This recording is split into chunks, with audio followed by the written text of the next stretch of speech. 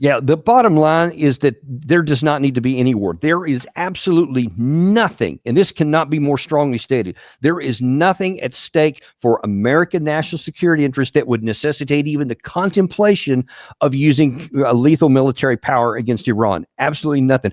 Everything is negative if we go down that path. Here's the headline from the Associated Press. Breaking: the State Department is preparing to order the departure of all non-essential personnel from the U.S. Embassy in Baghdad due to the potential for regional unrest, two U.S. officials said. And what is that potential regional unrest? Well, there's growing talk of some sort of Israeli or joint U.S.-Israeli strike on Iran. Here's more. The Associated Press also reports that the U.S. has authorized the voluntary departure of the dependents of U.S. troops in the Middle East. And this is on top of preparations to evacuate the U.S. Embassy in Iraq. Not a good sign. Here's an advisory from the British government. The British government has been made aware of increased tensions within the region, which could lead to an escalation of military activity, having a direct impact on mariners. Okay.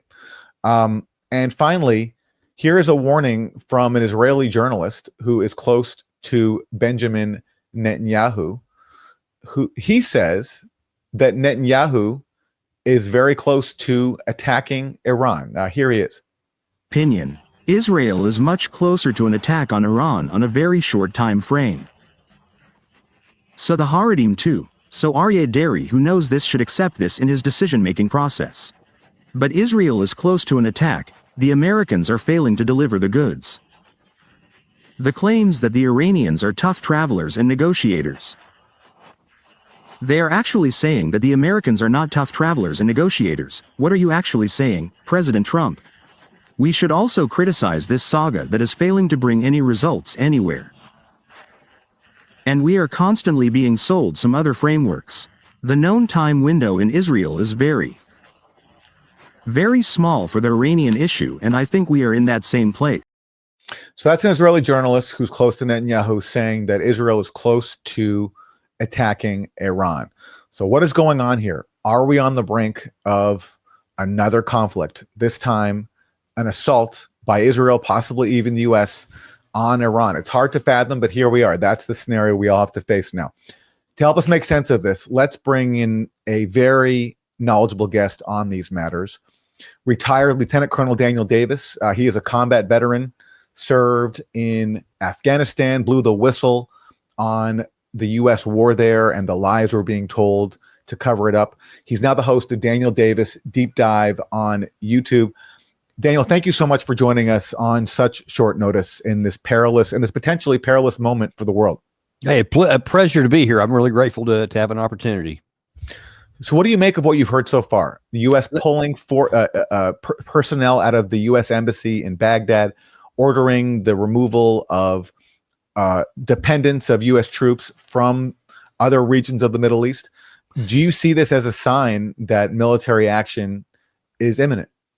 It definitely could be. We've certainly seen that before. As I recall from the 2003 Iraq War, when we chose to go fight against Baghdad and all that, I remember that thing, those kinds of things were done in the final period of time, some hours, some a couple of days, et cetera. And we've seen that in the past when there's going to be some kinetic activity, that all those things you just put up on the screen were indicators that something big was coming, because you're not going to want to take that if you're just saying, well, it's getting more complicated, so we're going to take people out, because there's a lot of moving parts. There's a lot of logistics. You're talking about flying people out, emergency shutdowns, et cetera. That's something that you only do when you think that the probability is pretty high for some kind of kinetic action. And I'm just kind of like you. I'm just beside myself. I cannot believe that it actually looks like we're going to do something so counterproductive, so potentially destructive to our interest in the Middle East and really in our national security at large. Because I'm telling you, if you thought the Iraq war was a mistake in 2003, that is nothing compared to what we could get into here. For one of the main reasons, because Iran has the capability to strike back where Saddam Hussein had almost no ability. So let's don't find out. But I really hope that this is just some kind of posturing by President Trump, that he wants to put pressure on Iran. I don't think it's going to work anyway. But the last thing, the worst thing he could do was to be either cajoled or convinced to go into a military operation, which can only be bad for America. Well, if you could tell us more about that from a military perspective, I mean, what would be so disastrous about attacking Iran? Because certainly the proponents of it, people inside Washington, the neocons, their allies in Israel, they think it's a really great idea that the U.S. would win pretty easily. Yeah. These war lusters always tell that story. They always do tell that story, and they are always wrong. It's worked out that way. And all the times they told us how easy things were going to be, or how effective using some military effective force is going to be, et cetera. And instead, we have catastrophe and 2 decades of failure in Afghanistan, whatever it is, 18 and counting in Iraq so far. And that's worse in some ways than it was before. Certainly in terms of the regional dynamics, because instead of having a bulwark against Iran, now then you have common cause between the governments of Iran and Iraq. So well done on that, all the sacrifice we made. But listen, we got to start at the top of this. There is absolutely no legal ground for the president to take on to do this operation. This directly violates the United States Constitution, Article 1, and the 1973 War Powers Act. Full stop, period. No questions about it. Because unless there is pre-existing congressional authorization in the form of either a declaration of war or like an AUMF, like was used in the Iraq War following 9/11, or that we were attacked by Iran, only those conditions allow the president of the United States to unilaterally just send our troops in to attack another country. And what really is troubling, this is not so much a condemnation of Trump as it is a condemnation of our political system right now, that no one's even addressing this. No one's even considered whether he does or doesn't have it. Now then, we have just literally forfeited what was supposed to be a check and balances on our government. And now that we have handed over to the chief executive, whether it's Trump or somebody else in the future, the ability to just, as a monarch, to use the armed forces as he sees fit. And that has really frightening overtones by itself. And if you want, I can get into the military reasons why this is disastrous, but that's a good place to start. Well, I'd love to hear that. I mean, you have the fact, and Iran has, been very vocal about this, that if there's an attack on Iran, one of the first targets for Iran would be the U.S. military bases all around the region. Exactly. That is my number one primary concern. There's many, but that's where it starts. And I have been warning for really at least since 2019. And every time I was on television somewhere, I've been saying, get our troops out of Syria, because all they do is serve as strategic vulnerability. They do absolutely nothing for our national security. It doesn't help us in the counterterrorism operation. It's not continuing to destroy ISIS, which we claim all the time. There's no truth to that. But instead, we have the troops all over there. We've already lost 3. Last year, we had 3 killed when one of these Iran-backed militias, in response to what Israel was doing in Gaza and in Lebanon, attacked some of our troops, and 3 of them were killed in a drone strike. But we've got troops all over the area, and Iran correctly has said, if you attack us and go to war with us, we're going to hit these places. And I'll just tell you, from a military perspective, the air defense that many of these locations have is tactical air defense, meaning like Katyusha rockets or drones or something small, mortars maybe.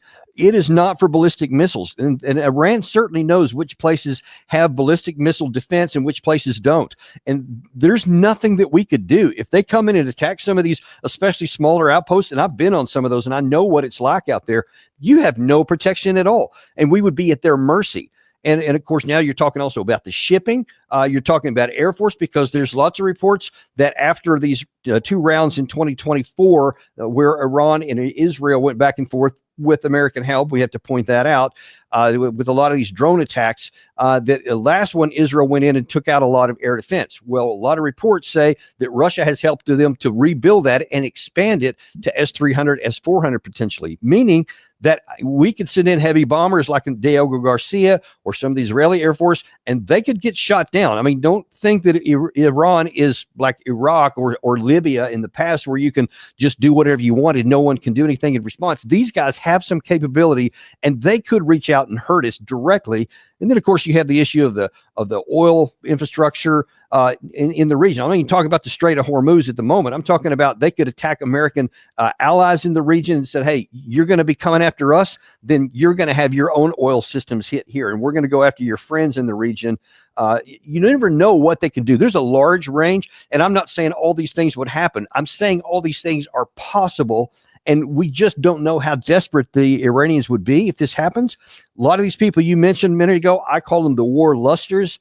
See, they think that Iran will stay in its package. They think that they know that they can't respond like that or they would be destroyed. So these, surgical strikes, so-called, they wouldn't respond because, then they would be afraid of more coming. Well, that's a damn big gamble, because if they don't do what you think they're going to do, and if they stand up and say, hey, we've got China and Russia over our shoulders this time, and they don't want anything to happen to us for their own reasons, so we're going to get a little bit more plucky in what we're going to do here. That's also possible. All kinds of bad things, Aaron, are possible here. Here's some breaking news from the Washington Post, which says that the U.S. is on high alert in anticipation of a potential Israeli strike on Iran, with the State Department authorizing the evacuation of some personnel and military family members across the Middle East. What I don't get, Danny, is, could Israel strike Iran without U.S. approval, given just how reliant Israel is on U.S. protection and enforcement of its own aggression across the Middle East? So, if the U.S. is on high alert, could that suggest that there's been some permission given from Washington to Israel? Or do I have that wrong? Could Israel carry this out without the U.S.'s blessing? I suppose they could attempt it, but I can't even imagine that they would, because the enablers that we bring, whether that's additional air support or air platforms, the ammunition, air defense capabilities, striking enemy air defense facilities, etc. I just don't see how they could do it. And you see, they couldn't do it in 2024 in the 2 rounds where Israel and Iran went back and forth with drones and missile fire. So I don't think that they could do it alone here. And when you're talking about something like this is not just we're going to launch a few missiles here. You would have to have a sustained campaign. It's going to have to be multiple days. And we know in the recent days in open source reporting, we've seen that some of these facilities are miles underground or very, very far into the sides of mountains. And even the best bunker busters we have aren't going to knock out everything. Iran knows that we have these, so of course they're going to have built these facilities to sustain and to survive against this kind of attack. And if you think that you're going to prevent Iran from having a nuclear weapon by going after these facilities, the most likely outcome is that you're going to push them into it. So that may be the biggest consequence of all, that all of a sudden, once you start doing this, I would imagine that Iran is probably aware of what's capable. They certainly have seen enough to understand what we may do, that they would have had these facilities and all this plutonium that's been pre-processed to 60% already, and they probably have some centrifuges that are very protected that they could ram and spin them up to get it to that 90% pretty short, and that they could probably produce 2 or 3 bombs in a short order. And then all of a sudden one day we look up and like shortly, and there's a big nuclear test that's been going on. That could be the worst possible outcome, which I've been warning against from the beginning, and why we shouldn't attempt this. Here's what Iran has said. And again, this is a very fluid story, so we're responding to developments in real time as they happen. But this is what Iran recently said. Speaking to Al Mayadeen, this is what an Iranian source said. Washington's goal is to pressure Iran to make concessions in the nuclear talks and accept the American proposal. There is no real indicator of the region heading toward military escalation between Iran and the U.S. Israel seeks to drag the U.S. into a military confrontation with Iran, but this is unlikely at the current stage. Any Israeli military step against Iranian nuclear facilities will be met with an unprecedented response from Tehran. So what do you make of this?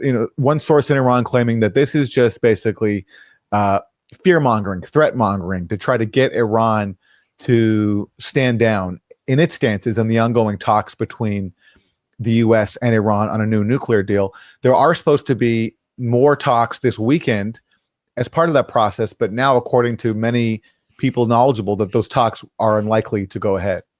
Yeah, I saw that they were postponed.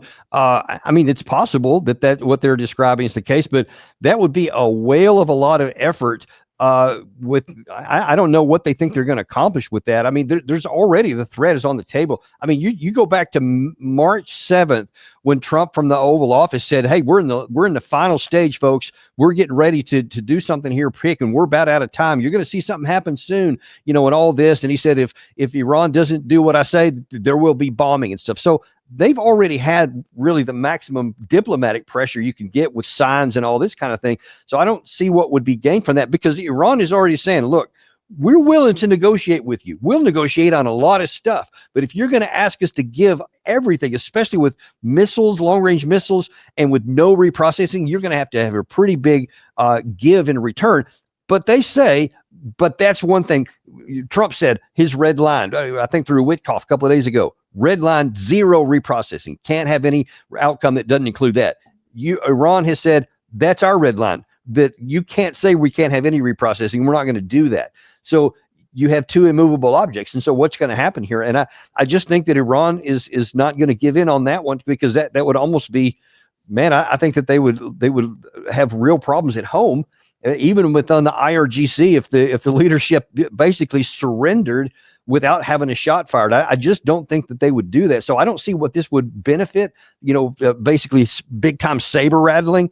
So I hope it is, though, because that's a whole lot better than actually getting ready for military action. But I'm skeptical, I'll say. Danny Davis, you are a combat veteran. You were vindicated in your warnings about the progress of the Afghanistan war and the lies that the public was being told about it. And you were recently considered for a very senior position in the U.S. government to be a deputy to Tulsi Gabbard, the director of national intelligence, who currently is under fire from critics because she's warning about the dangers of nuclear war because of the proxy war in Ukraine. Now, you were up for this position, but there was a heavy backlash from warmongering forces. Do you think that it was your stance on Iran, including your, opposition to military strikes, that helped sink your potential candidacy for this job? Without question, that was a big part of it. Probably a bigger part was that I said on numerous times on my own show and on the Fox News and every other place I went on, that the policies of the secular government in Israel, of Benjamin Netanyahu, was sending Israel down a path using military power to achieve a political outcome, peace and security for Israel, that will fail. It cannot succeed. It will harm the Israeli people. It won't bring them peace. It will bring more chaos and sow seeds of future disorder and violence in the region. And obviously it'll do terrible things to the Palestinian people. And they don't want to hear that. So they went against me. And I mean, it was in print all over the place. Mark Levin was certainly against me, Laura Loomer, a bunch of others. I regret that, just because it's sad that people who advocate for another power have basically veto power over who gets into the highest levels of the U.S. government. And believe me, the last thing we need right now is to have a cabinet that's only surrounded by people that will say, yes, let's do whatever Benjamin Netanyahu wants, or any other country for that matter. I am absolutely America first and looking out for the interest of our country.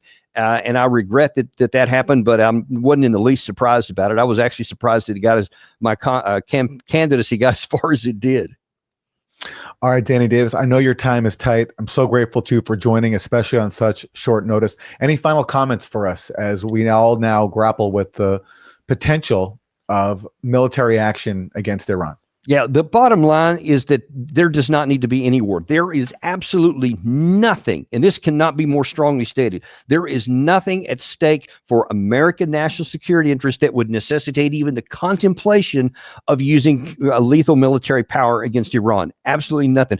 Everything is negative if we go down that path, and I weep for the death of the balance of power between our branches of government and the lack of respect for the Constitution anymore, because I think that's a dark road for us to go down. Daniel Davis, combat veteran, host of Daniel Davis Deep Dive on YouTube. Thank you so much for joining us. My pleasure. Thanks for having me. Come see us on tour in Glasgow, Manchester, Belfast, Dublin, Liverpool, Birmingham, and London. Go to jimmydore.com for a link for tickets.